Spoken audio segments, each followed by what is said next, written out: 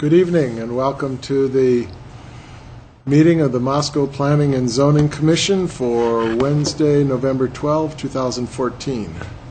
First item on the agenda is approval of the minutes of October 22nd. I move to approve. Thank you, Wendy. Second. Thank you, Deb.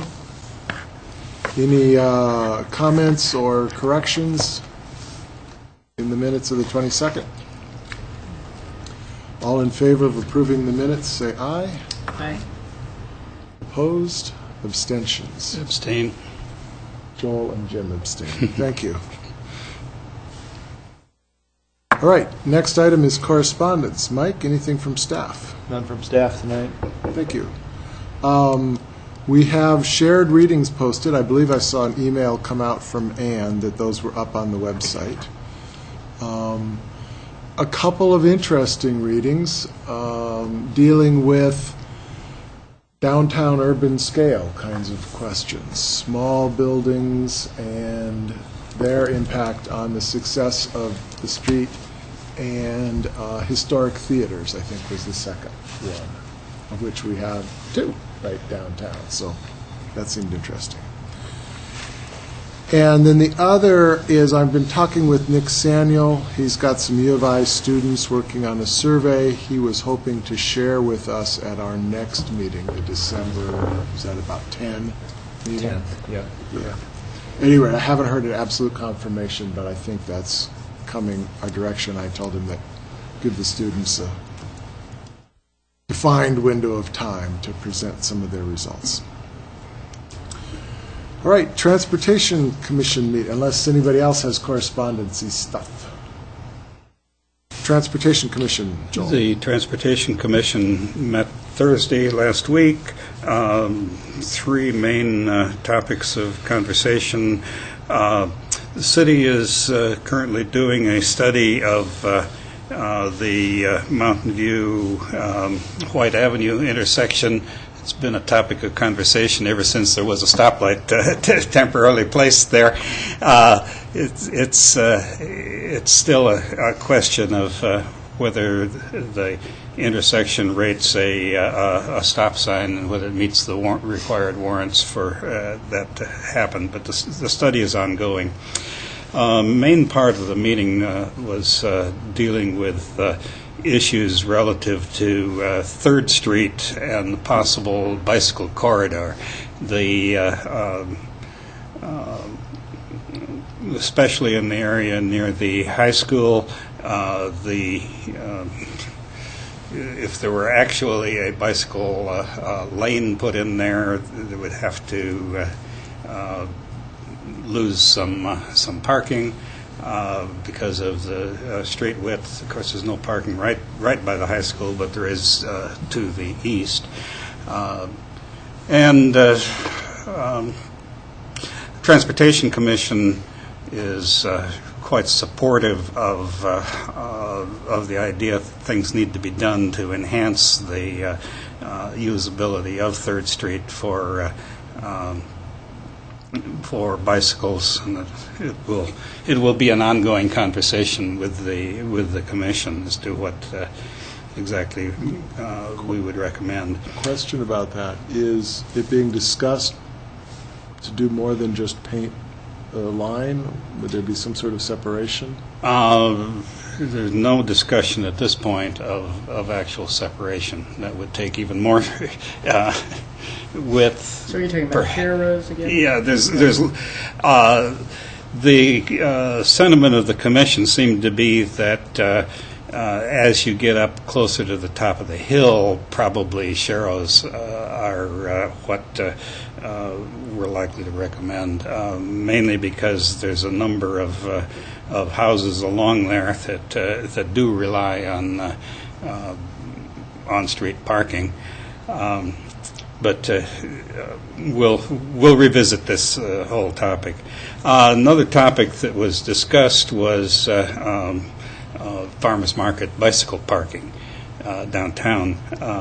There's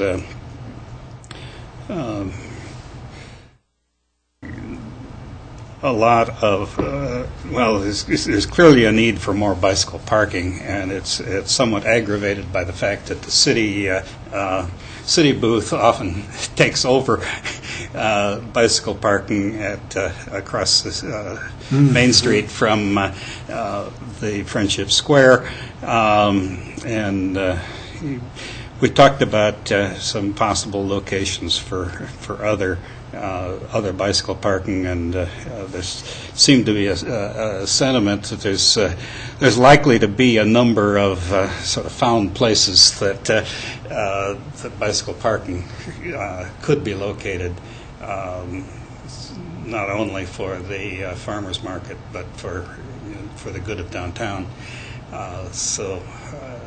And that will be an ongoing conversation too. Yeah. And it seems that at farmers market there's maybe a relative increase in the number of trailers, either children riding in trailers or people bringing down trailers to haul things with. So I would call coaster wagon. Yeah. But so it increases the parking problem because it's like parking a semi compared to parking a car. Yeah. It's a little bit more unwieldy to get in and out and needs more space. Mm-hmm. So. Yeah.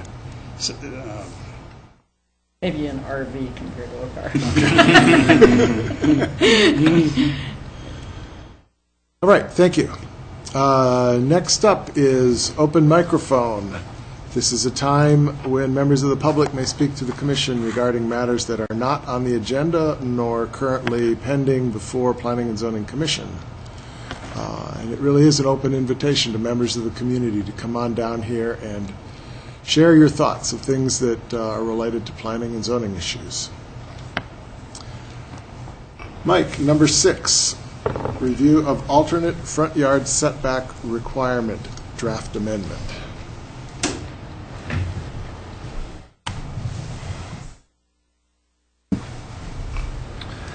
Well, the commission may recall last time we had briefly talked about this, kind of with our ongoing discussion about the motor business setback reduction. And just for the benefit of members that weren't here last time, just to go through where we are up to this point, we had the 2013 goal, and that was to expand that perceived downtown area on Main Street from East Street to the South Couplet through this construction of streetscape improvements. Also part of that was the evaluation of zoning and development standards. We had the residential uses in commercial zones, and so that was the amendment that went through a couple meetings ago, and it'll be going on to council actually this oncoming Monday, November 17th, I believe. And so they'll be reviewing that ordinance. And then the other aspect of that was the reduction in setbacks for the motor business zone. We had looked at the zoning in that area, and really you have the 10-foot setback, and the street wall is basically built up to the property line for the majority of the buildings that are constructed, at least with the block from the South Couplet north to the basically D Street. And so we had discussed this, I think, on July 23rd, October 8th, and then again at our last meeting. And so when we were discussing that front yard setback requirement of 10 feet, it dawned on us that we have this alternate front yard section within the zoning code, but it only applies to residential zoning districts right now. And basically what this provision says is that in any residential zoning district where there's a front yard setback, and you basically can rebuild a structure as long as basically you take an average of the setbacks on either side. And so say maybe you have a 20-foot front yard setback, but the structures in front of you are right up to the property line, one set 10 feet back. Basically you can take an average of the two adjacent properties, and that essentially becomes your setback. And so if you had 0 and then 10, it'd basically be a 5-foot setback with the alternate front yard setback. And so we talked about that briefly. I have a kind of a draft amendment that we put together.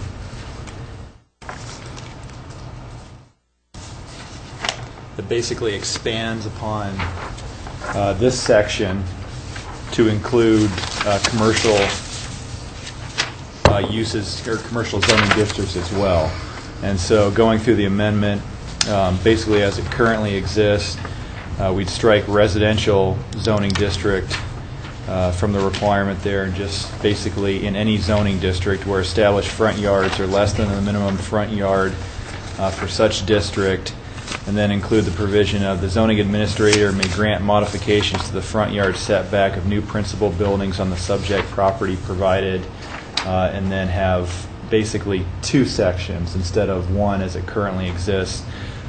First, carrying over basically the average of the two adjacent properties, but cleaning up the wording a little bit to say that the minimum front yard setback is at least equal to the average setback of principal buildings located on the lots abutting said subject property. And then also including provision here, we had briefly discussed, maybe in circumstances where there's one rogue building adjacent to another property that's set back a greater distance than your typical on the block. So this residential example, you can see the building to the north there of the area highlighted in red would be set back at a greater distance. That would cause the structure to, if you were going to rebuild in the area surrounded by red, to basically be the average of those two, whereas if you look at the entire block, a lot of those structures are built right up to the street. And so this 60% provision would basically say that 60% or more of the principal buildings within a numbered block on the same side of the street as the subject property are set back less than the required zoning front yard. The average setback of the existing nonconforming structures may be used to establish the minimum front yard of all properties fronting on that side of the street. And so, if you take a look at our North Main Street corridor here, basically just depicting, say, if you wanted to expand on the property outlined in red, or you wanted to do, if you wanted to rebuild, if it was to be destroyed or burned down, with the current alternate front yard setback, if we include commercial and we do the average of the two adjacent properties, basically you'd be left with about a 10 to 15 foot setback. You have the property here to the north. It's built right up against the street, up against the sidewalk there. Basically zero setback on that property. You look at the transmission shop here to the south, and that's about a 30-foot setback. And so with the alternate front yard, requirement, basically you'd be setting the structure back 10 feet because that's the current setback within the motor business zone. Even if you exercise the alternate front yard, it'd be 15. And so looking at that 60% provision, that would give you an opportunity to, say that structure were to burn down, look at the adjacent properties on that same block. It'd be the west side of the block, same numbered block, and you look at 60% of those properties are right up to the edge of the sidewalk, and so right up, they basically have zero setbacks. And so that's, in this circumstance, that's what you would assume under that provision. And so you're able to use either one, the average or the 60%. So, and then getting back to this example in a residential area, this is one of the common issues that we run into, is that, maybe you have a 15 to 20 foot setback within this zone. You're trying to use the alternate front yard setback in order to construct the building right up against the street, but you have the one single property that's set back 30 feet and out of the ordinary from all the houses upon that block. And so, as you can see, you're looking at about probably 90% of the properties on the block that are right up to the street maybe have a 5-10 foot setback off of the sidewalk. And so in this circumstance, instead of setting it back 15 feet, you'd be looking at something that would coincide with the rest of the structures that are constructed upon that block. And so, that's what we were thinking as far as the additional allowance of 60% of the buildings on that block, and assuming that setback. you can see some of the other examples. For instance, on the block to the west, kind of the same issue over here. You have this one that's set really far back. You're going to have an issue with this structure if it were to burn down. If they wanted to do some type of addition off the side of it, they'd be running into a setback issue as well. And so thought that the 60% would take care of that issue with the road property that was just set back unnecessarily far from the rest of the properties on the same block. And so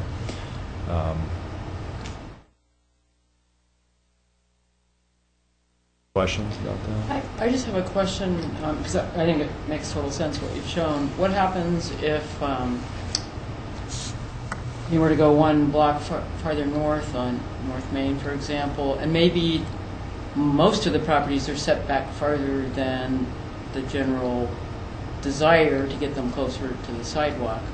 How do you work with that circumstance? So you wouldn't want to average over the block because everything's too far back and you're wanting to encourage closer to the sidewalk. Would you just do 15 feet, or what would you do? Well, you'd still have a 10-foot setback, Yeah, and so okay. maybe you'd be still able to go closer to the street if you looked at the 60%.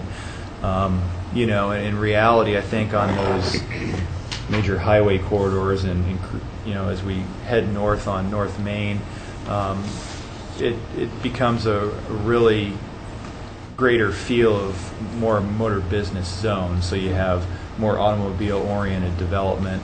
And really, looking back at the Remax building, 10 feet really isn't a whole lot from the back edge of the sidewalk. Right. And so, What about On Rental and Anytime Fitness, though? They're farther north than you showed in your block, and I just don't know what I'm talking about? Han Rental ended up getting having to get a variance Oh. on their property in order to build right up to the street. The previous building, I believe, that burnt down was constructed right up against the street there. Right. And so, that's fine. Okay. yeah, they had to achieve or go to the Board of Adjustment to receive a variance in order for just this portion. This portion meets the 10-foot setback. Okay. It's just this jog in the building that doesn't meet the 10-foot, and they needed to get a variance through that. So, if you look at the 60% on that side of the street, all those buildings are constructed right up to the property lines on along Main Street, and so they'd basically just be allowed to do that by right through But what we Anytime proposed. Fitness, what happened there? That was They used the same building, and so basically we just said that that's a non-conforming setback.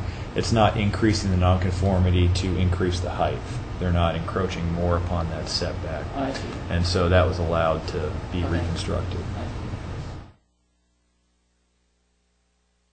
Mike, in this, was there any, this strategy is trying to help deal with what you called the rogue building that historically got set back further. But we might also think that there would be future rogues who, for some reason, they decided they wanted a bunch of parking in front or whatever, and so they wanted to set back, which would break the street wall because they've all of a sudden was there any conversation among staff about a maximum setback? In other words, to not let rogues go rogue? We didn't have that discussion. In some zones like urban mixed commercial, we have a requirement that the building must be up within basically 5 feet of the property line. So basically a 5-foot setback. In the motor business zone, you have a lot of that type of development. It may not happen here, but Rosars, mainly a lot of the strip mall commercial, University Crossing, kind of those developments, you see a large parking lot basically in front of the commercial building. And so we didn't have that discussion because motor business is more automobile oriented. And so Who was the guy who came from out east a couple of years that ago? was Randall Arendt? Yeah. And he was advocating, despite it being motor business, pull the buildings up, change the character of the street, put the parking on the side or in the back, or, so I'm not sure that I accept that just because it's motor business, we couldn't have the conversation about where the street wall ought to be, and that it shouldn't necessarily be way behind the parking. The new auto supply store, they came out, probably just to the setback, the one that's on the Pullman Highway. AutoZone. AutoZone, right. And so they didn't, I presume they could have had an option of setting themselves further back and building a full parking lot across that lot rather than what they did. And I like it better this way, that they're closer to the street. Yeah. Yeah, they're probably at about a 10-foot setback, but they have their parking on the side as opposed to the front. And Right. so Starts to close the Yeah. border with them perceptually, which is nice. Right.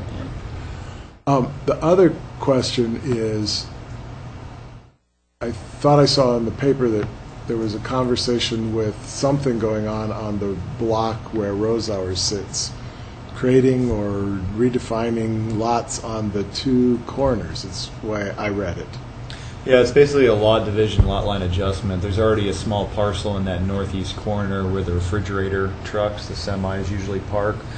And basically expanding that, I think it's currently about 6,700 square feet, proposing about an 18,000 square foot pad there, as well as a 16,700 square foot pad in the southeast corner. So basically on both those corners, on E Street as well as D Street, and so that'll be before the council on Monday as well.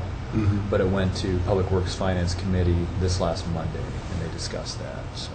And they would be, well, currently, the motor business setback would be It'd be 10 feet. 10 yeah. feet. So Yeah. they're likely to be Yeah. fairly far forward, certainly compared to what's there now, which is a city block of setback. Yeah.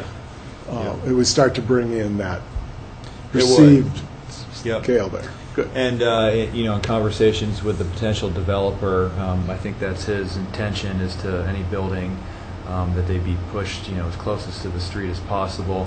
ITD does have a clear zone there that they require, a certain setback, and so they're already going to be forced with, a setback basically on top of our setback. It won't increase the 10-foot any, but it will encroach upon, the 10-foot setback area that we already imposed for that zone. So they probably could not use the alternate, were we to wouldn't- adopt yeah, this. they probably wouldn't already, just because you have, especially sight distances on those intersections, and so the E one's already problematic and a little bit dangerous now, and so they have, and it all depends upon traffic volumes. It's not just a set 40 feet like we typically have within our site triangle. They have a bit of a calculation that they have to do, with level of service and everything like that goes into it. As far, and that determines how far back they have to go for their site triangle. And so they're already limited that way, and ITD, has those provisions that they regulate them with. So. On that same subject, Mike, if there's a building that goes up on E Street to the corner, how does that affect the possibility of aligning E Street there? Where E Street would not be offset, and that's dangerous. Yeah, That's so weird. Yep. Well, we always have the city always has the opportunity to purchase, that property. And so, if the council wished, they could certainly approach the owner, the new owner of the property to see if, he could purchase a portion, maybe that whole lot or a portion of the lot in order to do that realignment. And so, it's not completely off the table. It just take a, proactive approaching the developer in order to see if we could do that, if, that's what we wanted to do. It would be possible to swap the land that's directly across the street from E Street on the east for the where E Street is now, and whoever owns that property could have what the street is now, and then the street could be aligned. Yeah. Maybe a swap would be something that would be feasible. Sure. Is it being seriously considered? At this point, no. But it hadn't been brought up either. Well, now it has. I think that's a very, very dangerous intersection. It's horrible.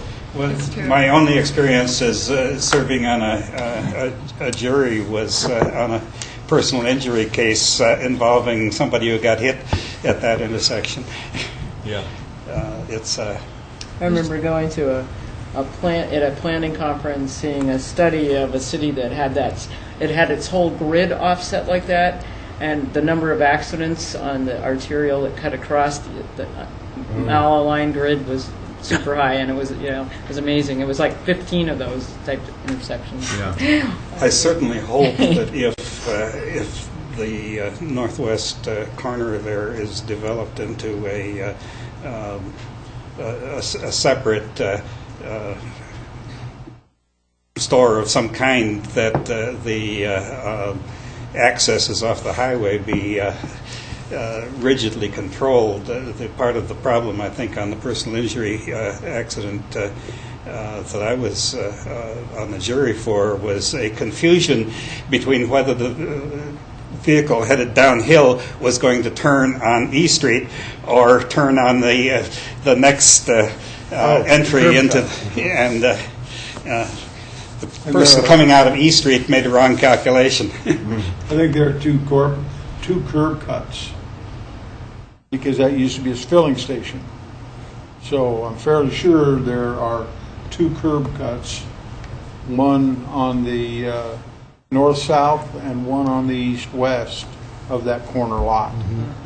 But they've been unused, I mean, with the exception of pulling parking a semi in there for the last 30 years.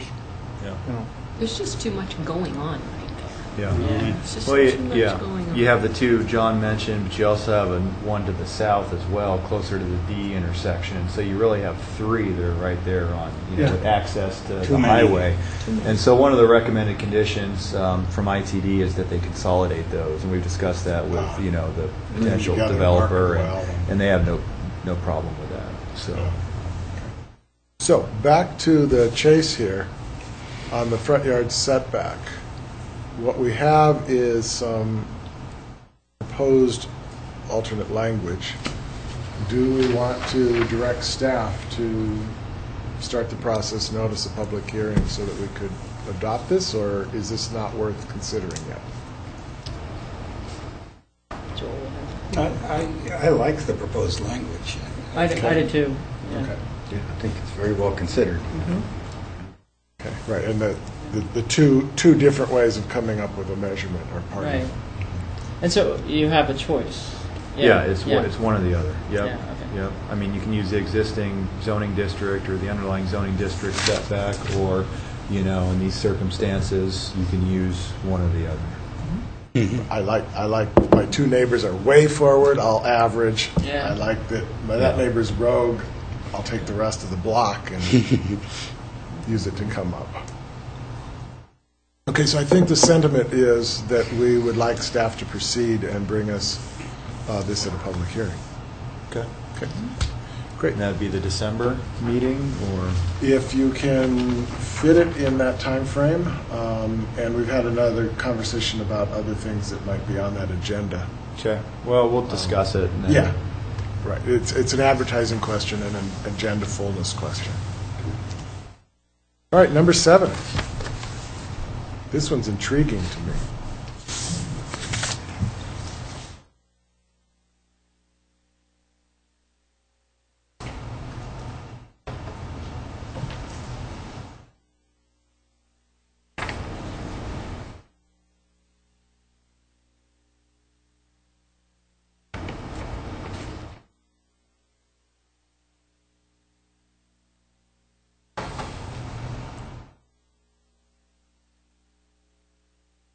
Else is not working. Our reading about the smaller scale commercial buildings, I think about that block we were just looking at there on North Main relative to the reading. Because there we're starting to get some much bigger buildings, and Hahn plus Hahn's parking lot is sort of half the block, and that's a very different character than if you think of if we're talking about extending the character of downtown, think of the 3rd to 6th, lots of narrow storefronts. Only the hotel is kind of the wide one, or the former David's department store. The rest of them are all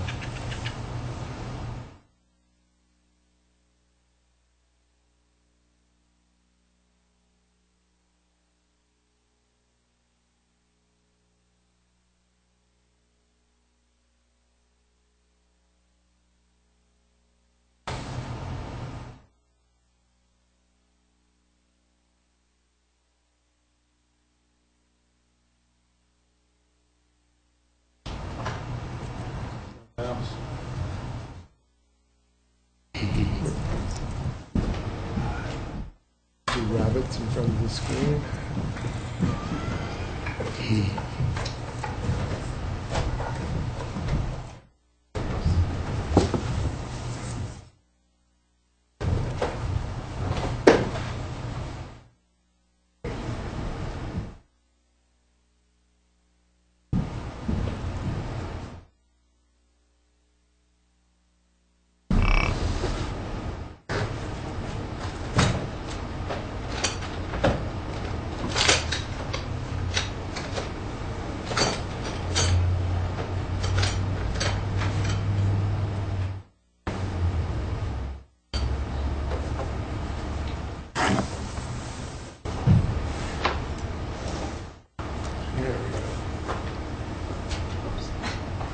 Oh, Is that working? Yep.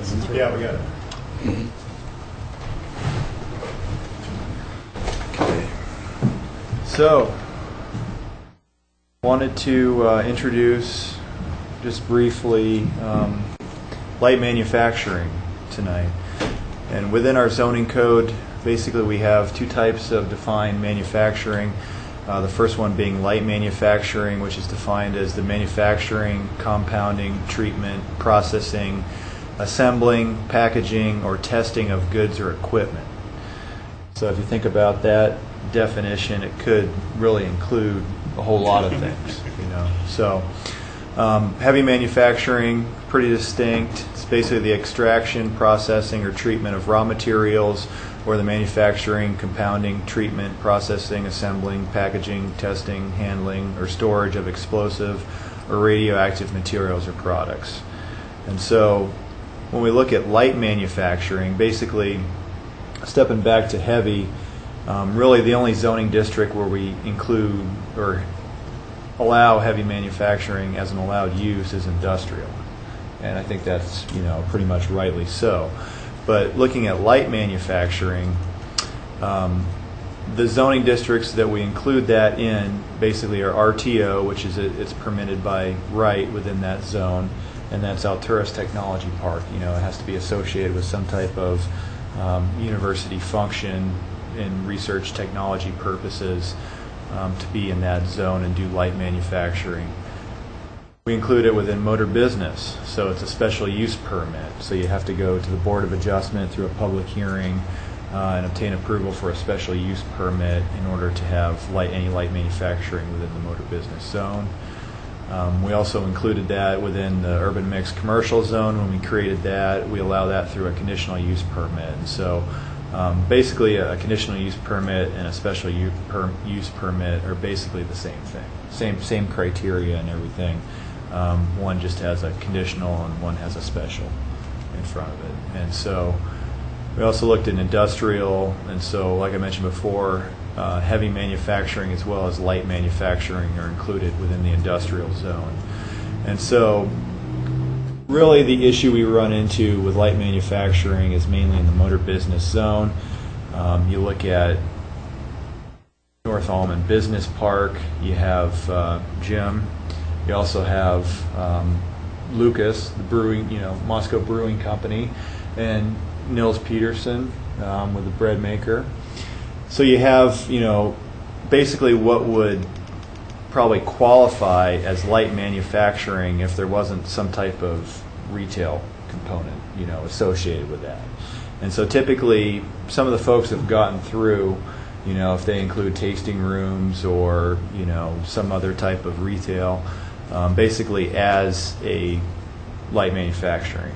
It's basically defined as retail with that manufacturing component. Retail is the primary use on the property. And so when you but you start to think about, some of the uses that qualify as light manufacturing that have no nuisance really associated with them, because motor business requires them to be basically contained in the inside of buildings. And that's one of the limitations on uses within that zone. And so you look at some of these uses and really requiring those to be carried through a special use permit or a conditional use permit in order to have this light manufacturing use. And just wanted to bring up that discussion on whether it makes a whole lot of sense to still have them as special uses or conditional uses and have to go through that process. And really when we get to the Board of Adjustment, really what are you mitigating at that point if they're not, there's no noise, there's no fumes, there's no dust, there's no vibrations, typically the things that you need to mitigate as part of some type of manufacturing activity. And so, the parking, signage, all the kind of the development aspects are already covered within the code. And so, causing an applicant time and money to go through that process, and really, there's not a whole lot for the Board of Adjustment to review. We just wanted to, sit back and maybe rethink the way we have light manufacturing structured within our code currently. And so just wanted to go through, some of the uses that were proposed that we've required people to go through a light manufacturing special use permit in order to achieve. And so, you have welding, some type of metal fabrication, and I think that the location of that was on Mountain View and White Avenue, I think in the northeast corner. They do some fabrication out of there. NRS, this is at their facility on South Main. I think now they do it in Fountains Industrial Park across the street. But, they're required for raft frames and throw ropes. And so, you're manufacturing those, but from the outside you probably don't know what they're doing on the inside because, there's really no effect to the surrounding area. Biketronics is another example that they had to go through that twice. At the North Almond Business Park, they had to go through light manufacturing, and they do aftermarket Harley motorcycle parts. So electronics, stereo systems, all aftermarket custom products for Harley Davidsons. And basically they do, it's real technical, and soldering irons, and they basically do that on the inside of a building. From the outside, no noise, no dust, no vibrations. You can't tell that they're conducting that business in there. It seemed like it was just an office use in there, if you looked at it from the outside. And so they were up there, and then they moved locations and ended up going on Palouse River Drive to the old Now and Then building. And so same thing, that was all zone motor business. We have an industrial park kind of character of that area with Nursery Street and Nelson and Palouse River Drive. Same thing, had to go through a special use permit in order for them to locate there. The board really wasn't reviewing anything because we, take care of all the parking requirements, all the landscape buffers that are required to be adjacent to residential properties, in this case across the street. And so, another example, they've had to go through this twice. We had fabrication of parts, tools, and archery, and this happened on West Palouse River Drive, and another similar type business park, only it was motor business, Ram Machinery, right next to the mobile home parks over that area, right behind NRS. And so you have, areas that are zone motor business, and still, this type of activity going on, and still, technically requiring people to go through special use permits for light manufacturing. There's a woodworking shop that we had. This is on West Morton, still there, right behind Almond Business Park, right next to Frontier Cable Building. Master's Touch, I believe, is the name. You know, it was early 2000. He had to go through that and basically just doing woodworking on the inside of a warehouse. And so, in this case, same thing. It's really in a commercial area, not a lot of noise produced from this place, and even the surrounding area is mainly commercial. And so, there really aren't any nuisances that you'd be creating with these types of businesses. There's even a gift seed themed garden products and packages business that basically just, I think Garden Shed Creations was the company. And they basically had these small tins and they put seeds in there, but basically it was just assembling these products, and just because it met the definition of light manufacturing, they had to go through a special use permit in order to achieve that, So we just wanted to really get the Commission's direction about whether or not it's worthwhile to look into light manufacturing a little bit, in greater detail. Potentially maybe add the ability to go through a CUP process in the central business and general business zones. Right now, the only two zones that allow light manufacturing are motor business and industrial. And so technically, if you had one of these types of businesses in other zoning districts, is that something that you'd want? If there was a brewery downtown that didn't have a tasting room, didn't have any retail component, would you want that use? And another question is maybe the motor business zone. Not allow, just allowing those by right, would then you be taking maybe more of a retail frontage away and kind of ruining that character? Typically you have these light manufacturing businesses and buildings that are, not necessarily on a primary street frontage.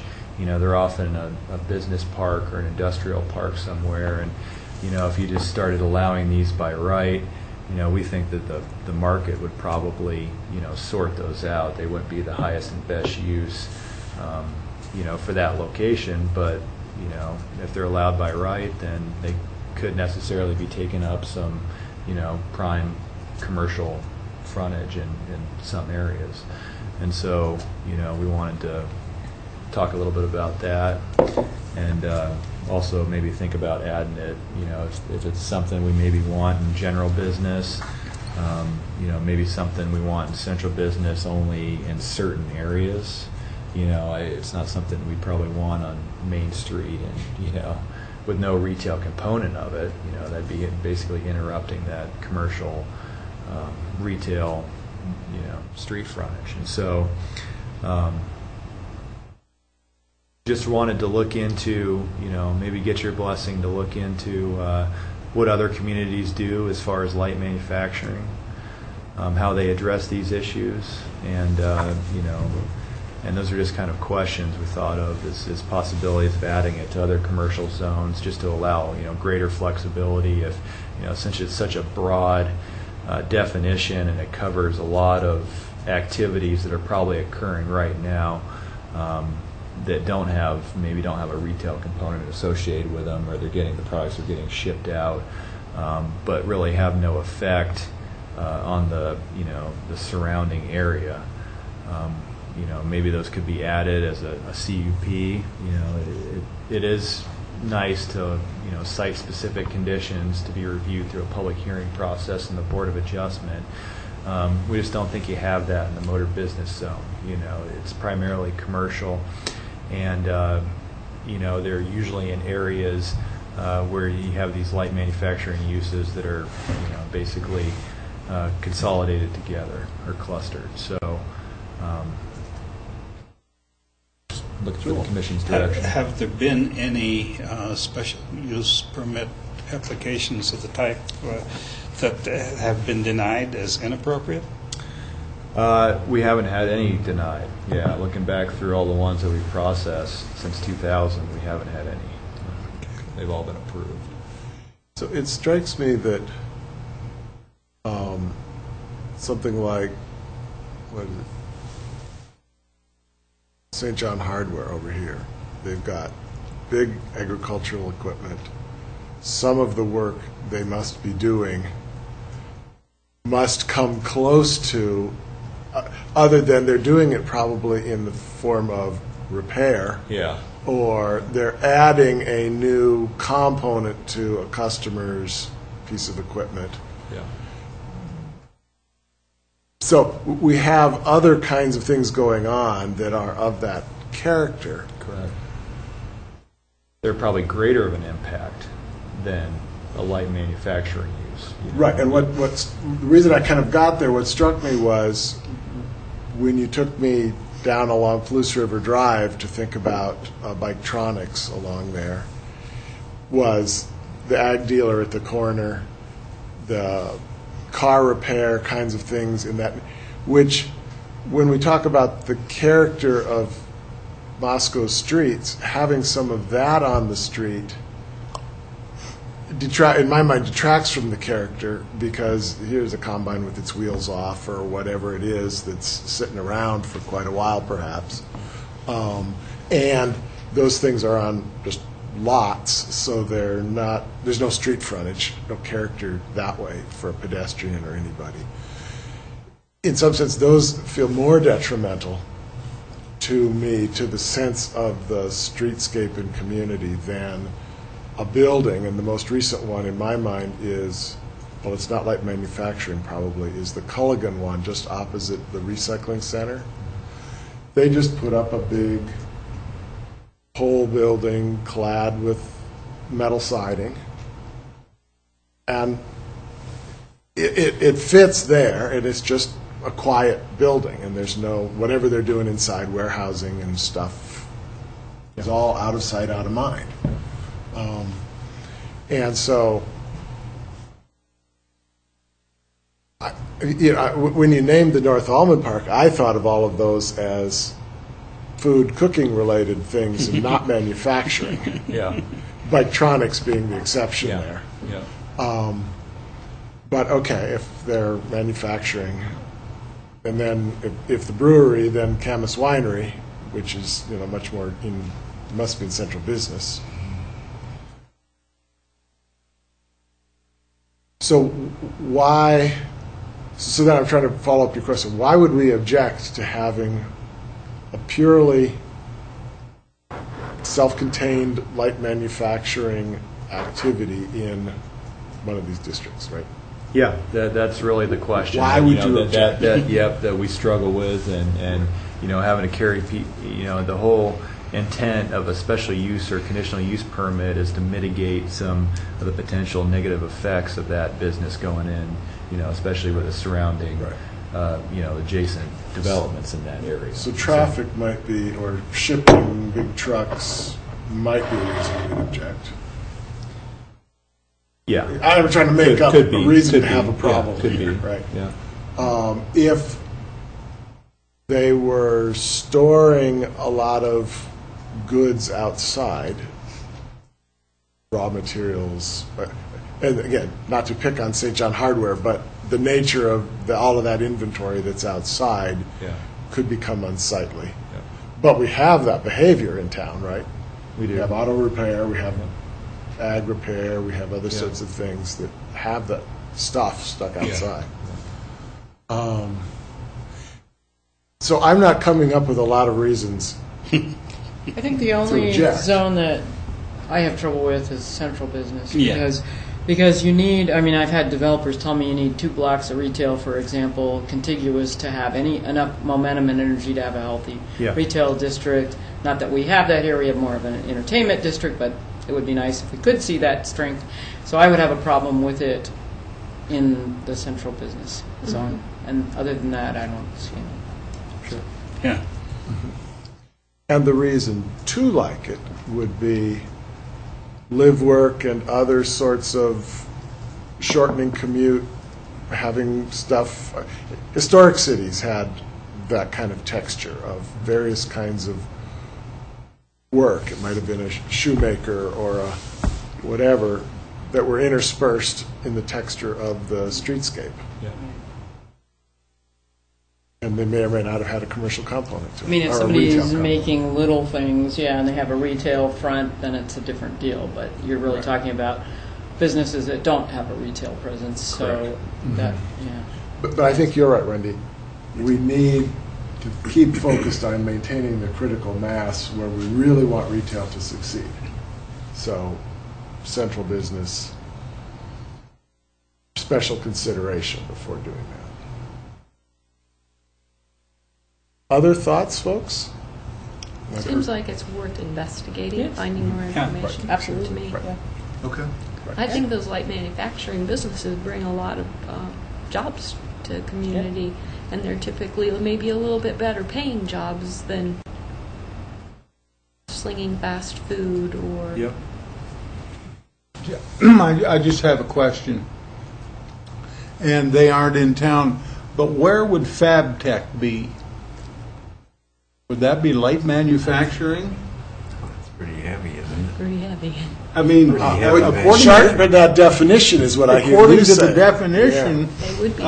it would be. And now, I am sure that FabTech would never, Assembling, manufacturing, testing of gigantic, noisy stuff. but It the depends noisy on what stuff, the depends on noise. what raw materials means. What Well, does that mean? yeah, but in their case, they buy sheets of steel, and they buy electric motors, but essentially all they do is assemble them, weld them together, and then they send them to wherever they're going to go. And I can't imagine FabTech ever wanting to be any closer to town than they already are. But and I think that goes to the point about the central business district. If you're actually doing that kind of work, you don't want to be in the central business. You could never get enough property. Right. And you wouldn't want them to acquire the property that takes it out of the You retail. wouldn't think it would be Yeah, possible. yeah. So Yeah. it would Try not to be do that. it wouldn't be an issue. I wouldn't think for both the person coming in. They'd say, that's great, but I occasionally come down here and have a cup of coffee, and I just assume not. And I don't know how much noise they make out there in their processes. I have no idea. It's been a while since I've driven by FabTech, but I assume they have a lot more, at least storage of completed materials and raw materials outside Big than yard. would be allowed under our light manufacturing rules, don't they? Well, if Well, they're I don't cutting know. any I- of that it's been a steel, while. As I say, it's I been a think while. what they kind of do is when they sell one of the machines, then they go get all of the stuff, put it Build to together. order. But I don't think they keep a tremendous amount of, it'd be that too stuff expensive. is real expensive to have around. And I don't know. No, I'm not sure. What's missing is whether light manufacturing talks about doing it indoors. I mean, because taking John's point, FabTech might fit light manufacturing, except that they would never build a building big enough. My memory of driving by is some pieces are worked on indoors, and then assemblies seem to be taking place out of doors because they're starting to make some pretty big objects. Well, and it can be quite tall, too. Yeah. So, but usually when it gets to that point, it's almost ready to leave the yard. Right. But if they were doing it in a building, the cost of doing that, it would control a whole lot of this, the unsightliness, the noise, Yeah. the whatnot, right? But the cost of doing it, building a building the size of the Rosauer City block to work in, never happened. Probably not. They'd go out in the county and do it Yeah. outdoors. Yeah, because within motor business, we'd require that to be conducted indoors. Indoors. Yeah. Yeah. Okay, so. That'd be Yeah, the, I think- I that'd think be that the, takes care of it. yeah. So, I heard the sense of the group is for you to proceed with research and bring us some thoughts. Okay. Yeah. All right, we are up to adjournment. Is there anything else that we ought to know or discuss? Yes, Joel. I expect to miss the early December meeting. I will be in the Galapagos Islands. Okay. Oh, you just, yeah, you guys are doing some incredible travel. I'm retired, you know. I won't be here for the month of January, so Okay. gone. Okay, anything else? So our next meeting will not be the Wednesday before Thanksgiving, but it will be December 10th. Yeah. Great, thank you very much.